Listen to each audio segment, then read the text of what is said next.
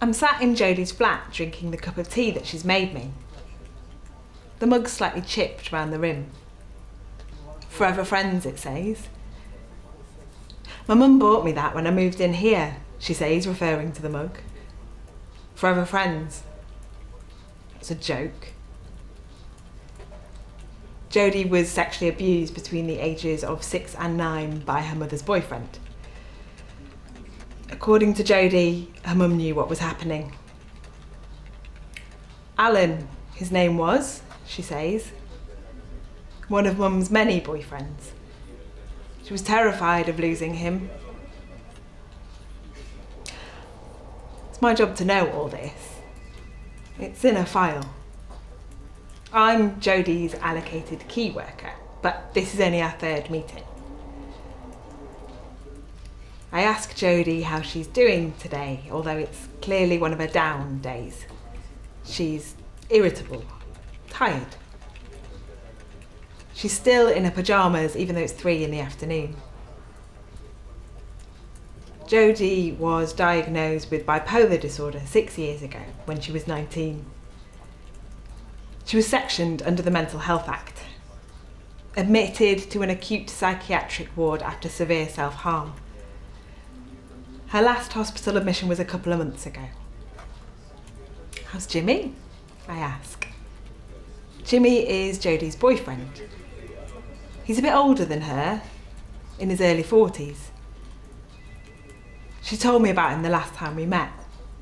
She was gushing about him on that occasion. Less so today. He's okay, she mumbles. She's fiddling with the ashtray on the arm of her chair. I can see the old cut marks on her arm. She's scattering ash all over the floor, but she doesn't seem to notice. I allow silence. I sense there's something that she wants to tell me. I want to move, she says. I don't feel safe here. Has something happened? I say. She doesn't really answer the question and just mumbles something about wanting to move to supported accommodation. I thought you liked living here, Jodie, I say. You've made the flat look really nice. Suddenly, she cuts me off. Jimmy comes here in his car. Takes me to his house for sex. I don't like going there. Does he pressure you into having sex with him? She doesn't answer the question. She's trying to light a cigarette, but her hands are shaking. She's getting frustrated.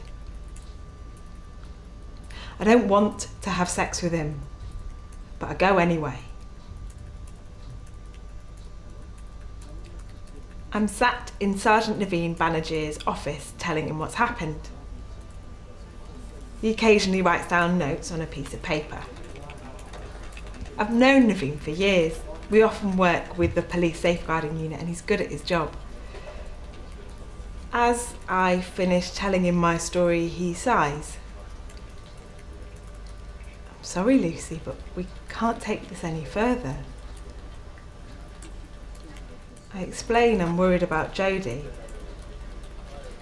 I understand that, but my hands are tied, he says. From what you've told me, this isn't a safeguarding issue. Jodie is consenting. Unless she indicates otherwise, there's nothing we can do. Later that evening, I tell Tony, my fiancé, how frustrated I'm feeling by this situation. Babe, he says, you've got to calm down. You can't take it personally. Easier said than done. I'm still feeling like this the next time I see Jodie. She's obviously scared as she opens the door. She's asking about the housing situation before I've even had a chance to say hello. You seen Jimmy? I ask. He came round last night. Took me to his flat. His mates were there. Did something happen? I ask. I had sex with him, if that's what you mean. She's avoiding eye contact. She often does this on her down days. What about his mates? I ask gently. Tears are welling up in her eyes, but she's determined not to show me. I let them fuck me too, she says. Put my hand on her shoulder and she tenses. Slowly she starts to relax. Did you tell them no? I ask.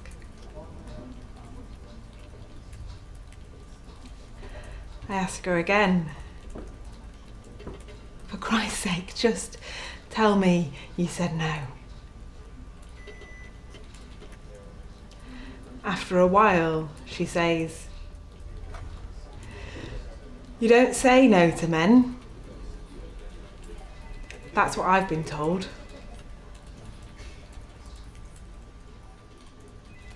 It's 3 days later and there's paperwork sprawled out all over my desk, but I'm not in the mood for it.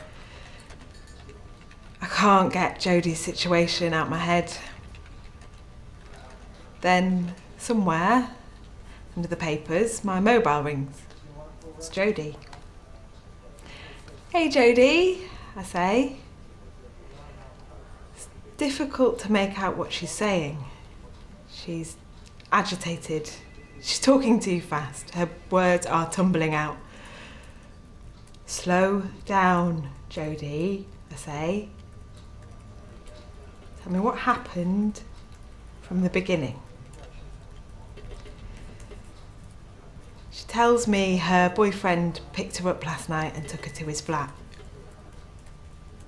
We had sex like we usually do, she says.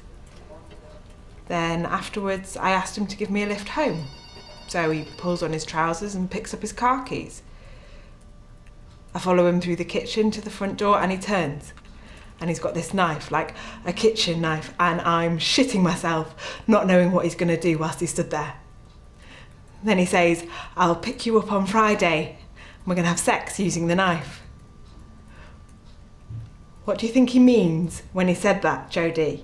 I ask. He says it's a turn on, she says. Because I know how much you get a kick out of cutting yourself.